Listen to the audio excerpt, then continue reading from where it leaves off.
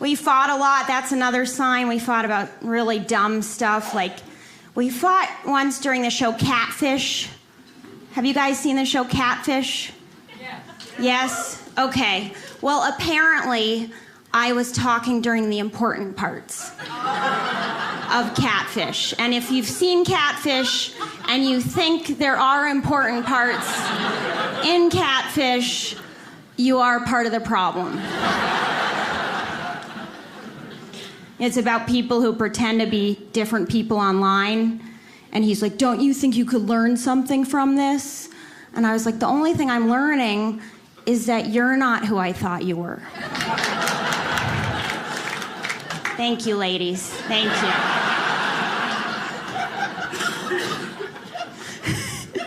She's like, going through it right now, man. Going through it right now. I feel you. I feel you. One of our fights was really, really dumb, even dumber than that. Like, he was sort of competitive with me. I think it's so important to find someone who lifts you up, supports you, you know.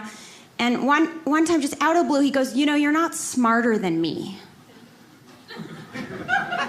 And I was like, it's actually smarter than I am.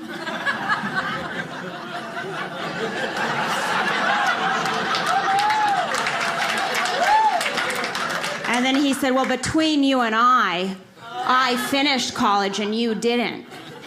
And I was like, it's actually between you and me. And then he said, you and I are done. And I was like, you got that one right.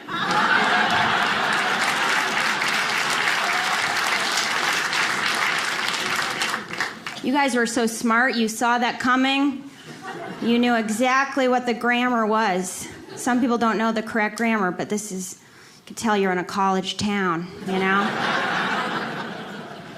Educated bunch in here. I should have known he wasn't right for me when my mom liked him. That was probably the final straw. You know, she's just so desperate at this point, you know, like she's so sick of having conversations where we have nothing to talk about, like, you know, because I don't have a boyfriend or, as I said, anything except a toaster. And so the conversations are all just like, so, how's your car doing? Still driving it, you know, still has 4 wheels. How's your apartment? Still live there. Yep. So she just wants something else to talk about, you know, and now I think she's just really, like, hoping I might be gay. She's, like, holding out for that, because anytime I post a photo with a girl, she emails me and she's like, Dana looks nice.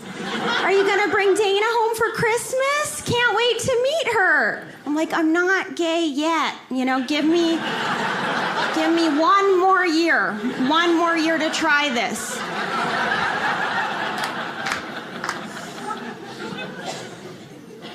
Another guy I dated, I called her about. I was like, I'm seeing a new guy. He doesn't have a job right now. There is a slight chance he's a drug addict.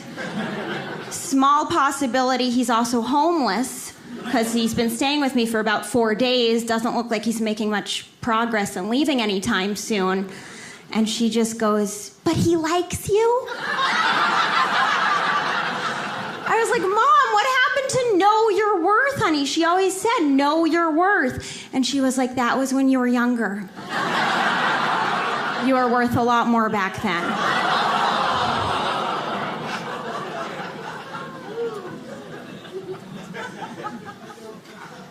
I am getting a little older. I'm not old, but I'm in my 30s. Is anyone in that age range here? Yeah. Wow, you're pretty happy about it. That's good. Good job. Usually they're like, yeah, here. It's funny because for some reason, the second you turn 30, you start saying you're old. You're like, that's it. I'm old now. I'm old. And then for 10 years, you just keep saying it. You're like, I'm old, I'm old, I'm old, I'm old. And then you turn 40 and you're like, now I'm old. I could have been young for an extra 10 years, but I wasted it saying I was old. Now I've lost 10 extra years where I could have been young. Then you turn 80, you're like, now I'm really old. I could have been just kind of old. Now I'm really old. Then you die, And you're like, I could have been alive for 82 and a half years. Now I'm dead. I can't even have this brilliant thought. I'm such a fan of this place. I've had so many messy memories here. I fell in love here. It started like any classic love story. We were on mushrooms. And I don't think I'll ever do mushrooms here again. New Orleans is spooky when you're sober.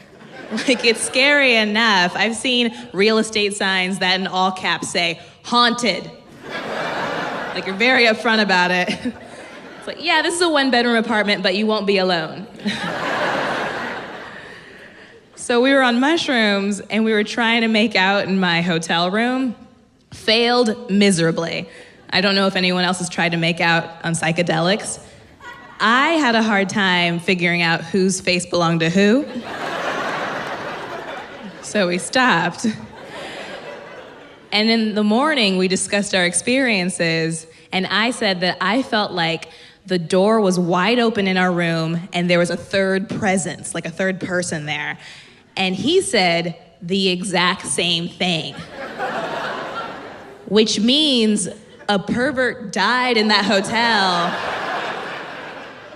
and his unfinished business was to watch us hook up. And that terrifying realization actually brought us closer together, and that was essentially the beginning of our relationship.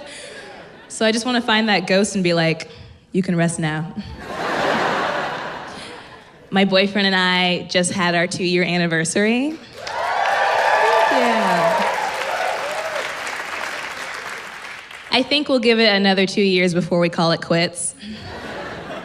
It's hard. Relationships are hard.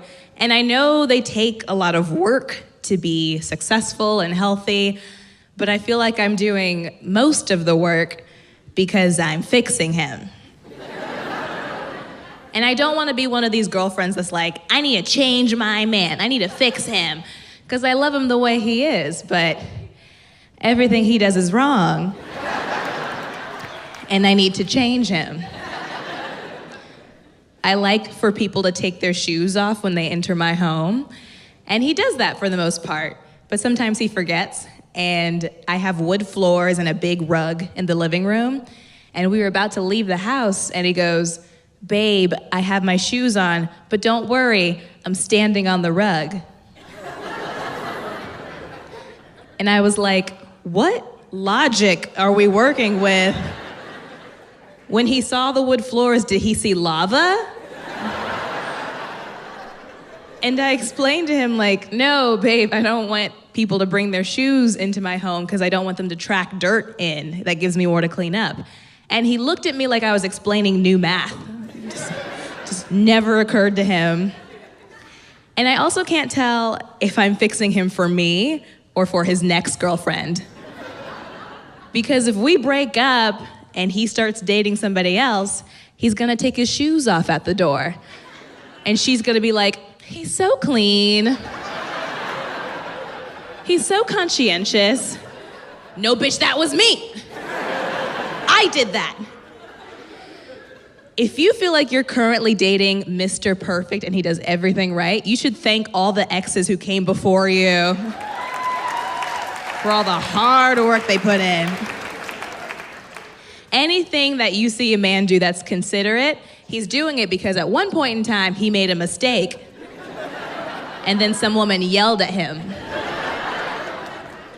And if you're not laughing, it's because you're currently being yelled at.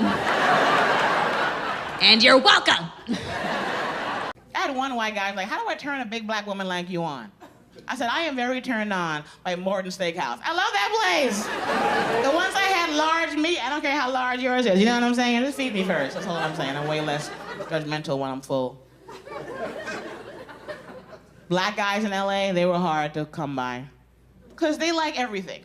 They're New York men are more like, I like this, I stick with that. In LA, they're like, I date everybody. The fucking buffet out there. So I'd meet one and be like, you know what? We go together. I wouldn't even ask. You're my boyfriend. I can't find none of y'all, okay? We go together. You know what? I attract the black guy. I always get the reacclimation black guy. Know what that is, sir? I feel like you know what I'm talking about. Know what that is? I get the black guy who has not had a black girlfriend in years.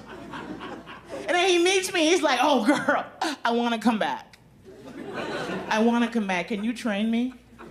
You need to watch BET. I don't got time to train you on how to be a black man. But I knew that he and I weren't going to work. You know why? He had a lot of white requests. He was like, Jackie, let's get up at 5 a.m. and go for a run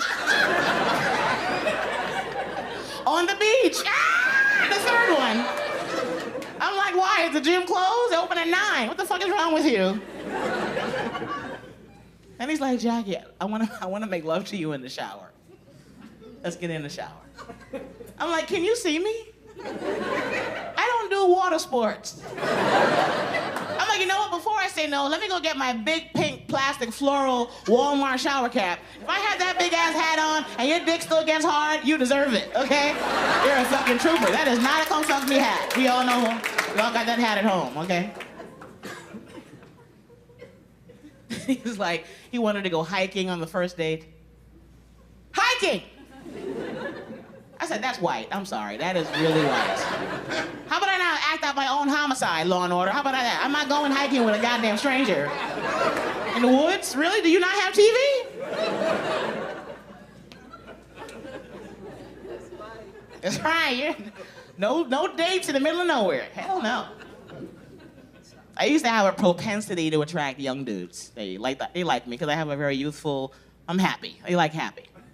But they're easy to get. It's like shooting fish in the barrel, getting a young guy. But you can lure them into your house with a game console. There's no challenge with a young guy. PS5, penis forever. That's all I'm saying. Is that what the P stands for? It should. It should. Oh, God. Old guys. Ooh, I do well at attracting an old dude, boy. You know what? You know why I attract old guy? Why? I get the Bluetooth man. Y'all know the old ass black guy with the Bluetooth? Is that you, sir? I feel like you might be that dude. No, right here, Baldy. Where is it? Oh, you wearing one right now? You wearing one right now? I get the black guy with the Bluetooth on all day for no goddamn reason. I was in a bar with a guy, Bluetooth, face blinking for 3 hours. I'm like, are you closing on a house, Samuel? Turn that off. It's midnight on Saturday. Anybody looking for you? I feel like a lot of old guys don't know how to get laid, though. They're out of the game. They don't really know how the lingo. I was in one show, guy in the front row, cute, 49 years old. I was joking. I was like, do you have high blood pressure? And he said, of course. That's not how you get your dick sucked, sir. That's not the way. But the advantage of dating men at 50 is that I'm honest. You know what I mean? Like, that whole thing about all night long, isn't that a fucking lie? The only thing I want all night long is sleep and a shoe sale. You know what I'm saying? I do not want dick all night long. But I can say no to certain dicks now. When you get older, you learn. I got my first ever dick pic. I've only gotten one in a text. This guy liked me, wanted to sell it to me. Text of his penis, 11 inches long. 11 inches! No. 11 inches. And my girlfriend said, you're a big girl. You can handle that. I said, bitch, I'm not hollow. What the fuck? There's shit inside. There's muscles and bones. Anything that big enters your body, you know what it's called? An intruder. What's that? Is that a lung, bitch, or a spleen? You don't need any more burgers. You finished. You full. I haven't been in a relationship for a long time, according to the restraining order. Couple late night calls, couple drive-bys, suddenly I'm the bad guy. You know, there's a really fine line between stalking and caring. But I realize that I do get hit on. Well, I work a lot of casinos, and those boys love me. Come here. I swear to God, I'm not lying. I'm working at Chinook Winds, which is on the Oregon coast, this casino. I'm down there, and this guy comes up to me, and I love men because at this age, they don't know they're old. They just think they're in there. You know, they have the confidence. It's just amazing. This guy comes over. He's got his walker. He's got both his hearing aids in. He's wearing some kind of bag. I'm not paying attention. And then he's wearing most of his lunch down the front of him. And he comes over and he puts his arm around me and he goes, I'm going to take you to dinner. I go, okay. Where should we go? Well, can you drive at night? I'm your girl. It's crazy. I'm glad I'm down here, though. I'm glad I had to do this today because I'm getting out of something. I got out of a family vacation. Yeah. I don't have kids that I know of. I should probably tell you that. The 80s are a little hazy. And, I have nieces and nephews that are my heart. I love them very much. They're very sweet people. But let me tell you something. I'm the auntie that everybody remembers did the stupid things on the vacation. You know, that ended up in the hospital or ended up at the ER. You know, this kind. Or I hurt one of the kids somehow without, you know. I'm always, and when, no matter how much you get together with your family, if you're that person, that's all they want to talk about. They all, remember that time? You know, yeah, I remember it. I wish you would just not. And so we went to Bend about 20 years ago, and that's where my family is this weekend. They're over in Bend, Oregon.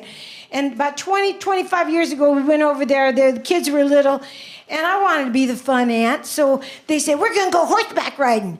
Okay. Okay, yay. And so I was a good aunt. Everybody got on their horses, and then they brought mine out, and I'm not lying. This should have been pulling a plow and a truck. It was the biggest horse I've ever seen in my life. The Clydesdales look small compared to this horse. And I'm standing there, this is my horse. Okay, this is my horse. And then the genius, the stirrup's up here. The stirrup is right here. And the guy goes, just put your foot up there. And you just bounce a couple times, and you throw your leg over. I get my leg up there, I wouldn't be riding a horse.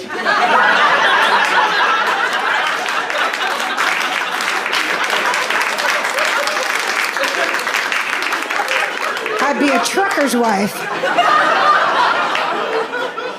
So I turned to this mental genius, and I said, I'm gonna need some help. I am not lying. 6 guys. It took 6 guys. We had 3 on one side pulling and 3 more on the other side pushing and shoving, and that hasn't happened since high school. And high school. Did you get it? Anyway, so I had to get on the float. Anyway, so now they got me on this thing. And when I say this is a big horse, this horse has also been eating for about 9 years without moving. It was as wide as it was tall. And I'm not. Sure, I'm not. I got a 3-inch inseam. And so I got on this damn horse, and I go, what do I do with my legs? He goes, just wrap. I can't bend my knees. I look like Barbie Mountain Kid in 1958.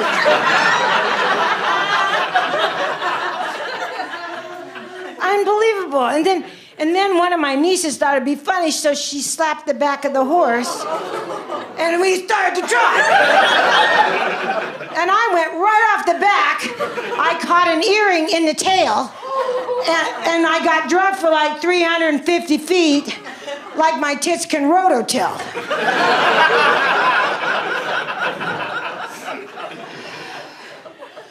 Just, no, I don't want to go on the family vacation. Thank you very much. I love them, though. They keep me young. They try to keep me young. During COVID, They drove me crazy. They were afraid I was going to be lonely, you guys. I've lived alone forever. I go, don't bother me. I got shit to do. This is the same day. Did some different stuff. It's not a problem for me. And they kept calling me up going, are you lonely? No, I'm not lonely. Leave me alone, you know. All of a sudden, I started getting emails from YouTube that I'm taking a macrame class. Do you know what macrame is? You tie shit together and hang your dignity from it. I'm telling you. If you have a grandparent that's, they've given up. Do you understand? They've just given up. It's what we used to do with shag carpeting when we were stoned in the 70s. Just telling that's and that. That's good right there. I like that one. That's good. Honest to God, here's the worst one. They signed me up for Silver Singles. Do y'all know what Silver Singles is? It's a dating app for old people. Now, they did it during COVID because they knew I wouldn't ever go on a date. So I wouldn't have to see the people. So they thought, I said, first of all, I was so mad. I started getting emails from desperate old gentlemen. And I was reading them, and I felt bad because I didn't know if the guy liked me or he just had a tremor and swiped right. You know what I'm saying? Yeah, that deserves so much more than you gave me on that one. I'm just going to tell you that one. So, yeah, now it's a pity clap. That's a fine. Anyway, so now and I call my oldest niece. I have 4 nieces, and at this time she was 48. I had 2 46s and a 32. Sounds like a bra drawer, doesn't it? Anyway, so I called my oldest niece and I go, what the hell did you do? She goes, oh, are you getting emails? I go, yeah, what did you think? I said, what picture did you use? She says, Suze, honestly, don't be mad. Don't you want to get married? No,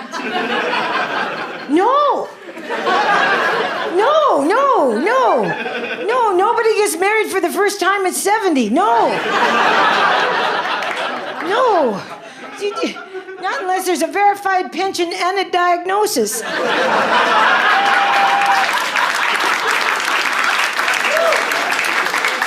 don't get married. You just don't do it. And then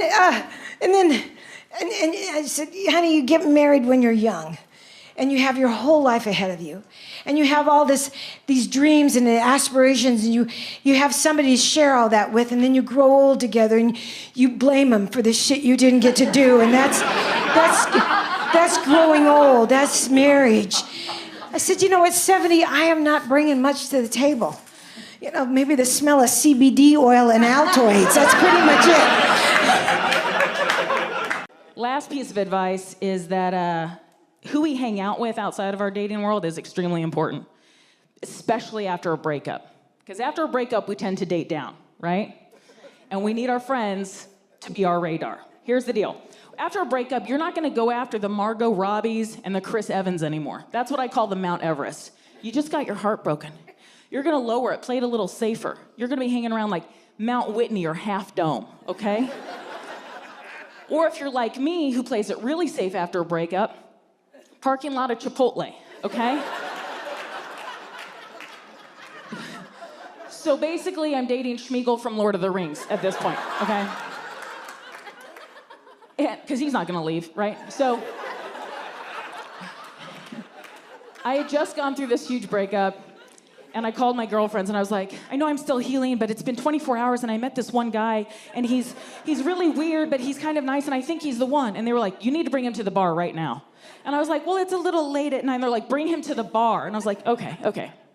So we walk into the bar. Here I am dragging in fucking Gollum, okay? So, dragging in Gollum, and 60 seconds, guys, no more than 60 seconds. My girlfriends have come up, separated us, sent him home in a lift, grabbed me a Sauvignon Blanc, sat me down and said, girl, we need to work on this self-esteem because this shit ain't happening again, okay? Yes.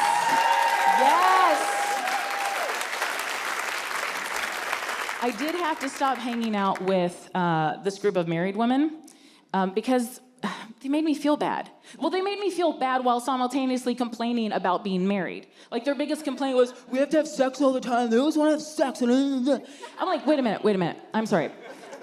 The women that are complaining about sex have diamond rings on their finger. I'm over here doing Debbie Does Dallas in a hot tub with a guy named Tico, and he won't even accept my Facebook friend request. Do you know what I mean? Now, when I turned 36, I had the best handle on my life. I was in therapy. I was in the best shape of my life. I was making 6 figures doing what I love, and I was dating a higher caliber of man. I'm talking about the kind of guy who tells other people you're their girlfriend. In Los Angeles! You have to dig for these fuckers, but they're there! It was going great, and I actually was dating this one guy. Very briefly, he called it quits, and that's fine, because now I had new tools to self-soothe, okay? I wasn't gonna sleep around or drink my way through every bar. Instead, I could go hiking, I could meditate, and I could call my therapist. Yes, and that lasted for 2 whole weeks.